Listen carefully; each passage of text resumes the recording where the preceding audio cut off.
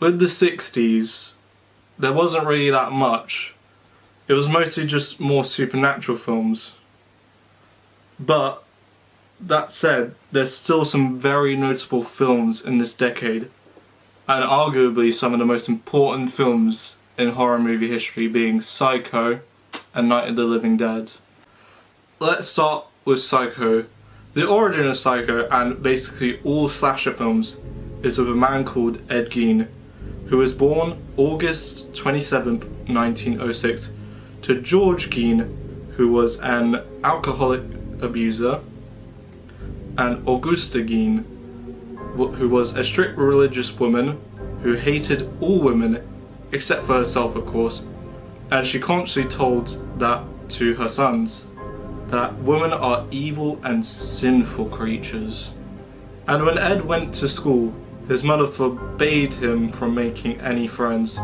So as you could imagine, the friend he had growing up was his mother, and maybe his brother, but he later murdered his brother in a house fire.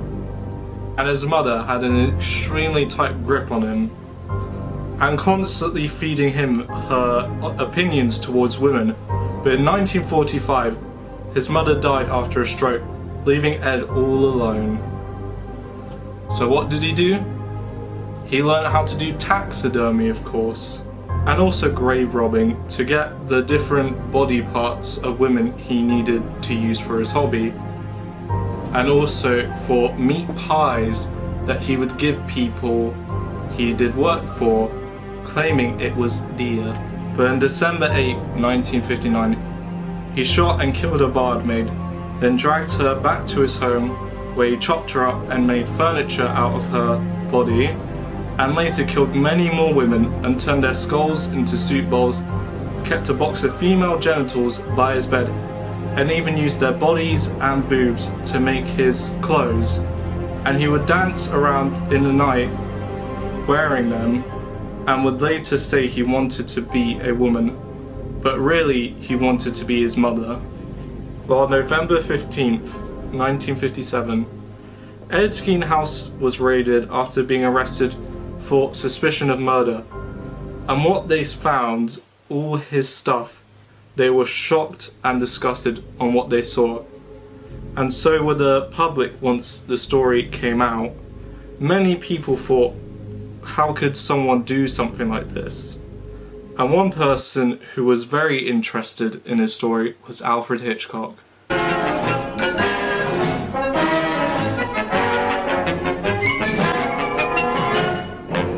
Good evening.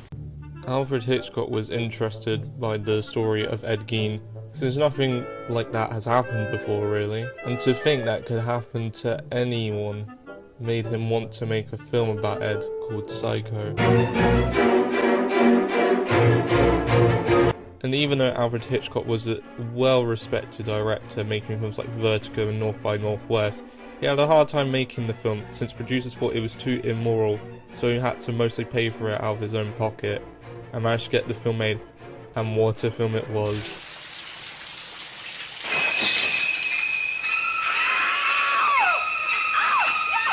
Even though now the level of gore in this film is tame at today's standards, at the time it was extraordinary and paved the way for the slasher genre, and you can definitely tell the elements of Ed Gein in the film and the future horror films like the Texas Chainsaw Massacre and Silence of the Lambs.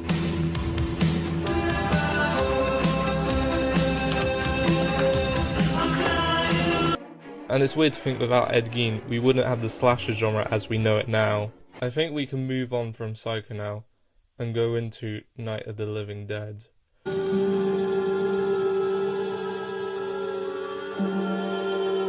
Which invented the modern zombie, where in the past zombies were done with voodoo and normally controlled by someone. This soul killer takes men from their graves to be his slaves. But Night of the Living Dead, it was just dead people coming back to life and craving human brains. But besides making the modern zombie, it also had some social commentary that was completely unintentional, where the lead in the film is played by a man of colour, who at the end of the film is not killed by zombies, but by the police, killing him because they thought he was a zombie. All right, Vince, hit him in the head, right between the eyes. Good shot. Okay, he's dead. Let's go get him. That's another one for the fire.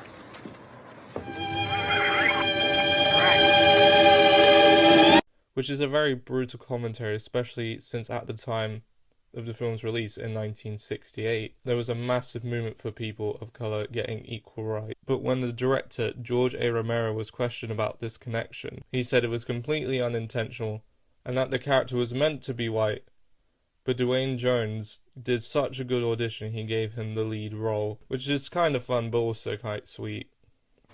The 70s was basically the stuff from the 60s but cranked up to 100. So in the 60s you got a killer going around but they kill like maybe 1 or 2 people with not much blood. But in the 70s it's just guts, blood.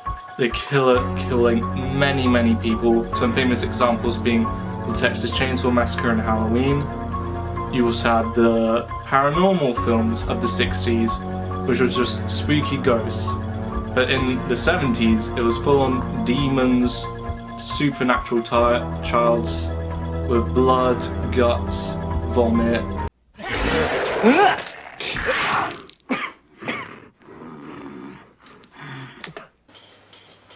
We are now in arguably the most famous period in horror movie history, which is the 1980s, which is mostly the 70s again, but we got some of the most famous horror films and franchises of all time, like Friday the 13th.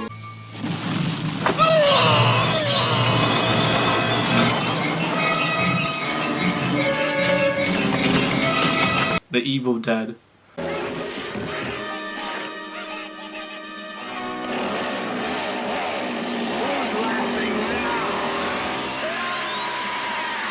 Nightmare on Elm Street. Child's Play. You stupid bitch! You filthy slut! Did you fuck with me? Hellraiser. The box. You opened it. And The Shining. Here's Johnny. But what's interesting about this is that this time the horror movies affected the real world. Basically in the 1960s, a British schoolteacher named Mary Whitehouse made a movement to try and tone down sex, violence and strong language on TV to try and uphold the morals and respect of Britain, which she was surprisingly successful in this movement and famously censoring a lot of episodes of Doctor Who. Perfect video store. It would have a great selection, right? Right! Over 10,000 videos. 3 evening rentals, so no rush, no hassle. Fast checkout. 24-hour quick drop return. Open late every night. Well, the perfect video store. Welcome to Blockbuster Video. Is popping up all over the country. There's one near you.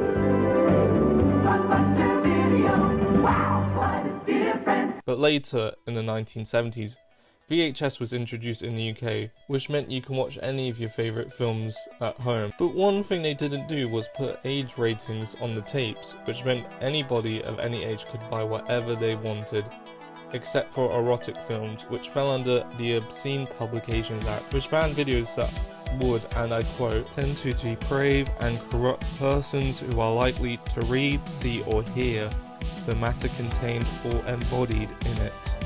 Which basically meant don't let your kids watch porn. But what happened is that Amy Whitehouse used this very vague and unclear description to push for other films to be put on the list, even though they weren't pornographic at all. And the list will later be known as the Video Nazis, and such films on the Video Nazis being Friday the 13th, Friday the 13th Part 2, Dawn of the Dead, Texas Chainsaw Massacre and The Evil Dead. Groovy. But what did it mean if you were a part of the Video Nazis? Well, which meant it was basically illegal to own these films, and you would face a fine if you owned one of these films. And video stores would be raided to see if they had any Video Nasties. But luckily the Video Nasties were removed when they made an age rating system so that people would know what they were getting into. When you rent or buy a video, you need to know that the film you choose is suitable for the audience at home. To help you understand what the film is like, you can look at the certificate it has been given. This film has been classified PG. This stands for parental guidance and means that parents may wish to check the film before showing it to their children. If it's an action film, it might have some limited violence. If it's romantic, it might have some sexy scenes or very brief nudity. It might also contain some milder swear words. Video certificates are there to give you the chance to make the right choice. That's why in the US they don't have age rating symbols on cases of movies, but we do in the UK, which luckily meant these films could be seen in their original uncut form. But after all this, what was funny, Mary Whitehouse never actually saw any of the films. Seen a video nasty? I wouldn't. I have far too much. But how can you judge on a video nasty? Have you never seen one? Look, if somebody tells me, as we get these reports in from Europe, from America, and from this country, that a particular video nasty contains that, and that, I actually don't need to see visually what I know is in that film. The 90s is probably one I'm going to spend the least time on. Since it was the Attitude Era, it was just parodies of horror films of the past, the most famous of which being Scream, that has finally been parodied many times. Yo. What's up?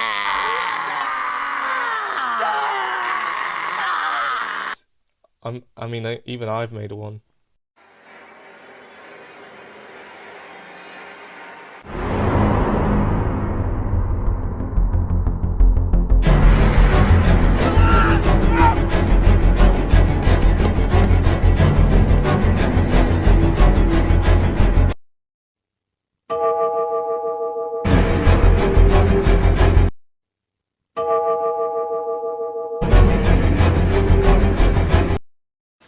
You can't talk about the history of the 2000s without mentioning 9/11.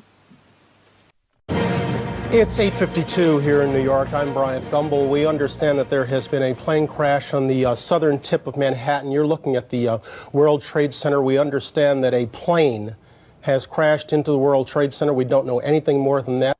And this attack changed movies forever. Kind of like what the movies did before with Great Depression and World War II with escapism, but a lot more careful with the movies, trying to avoid any connections with 9/11. Some examples, with the original Spider-Man trailer being removed since they had the Twin Towers in it.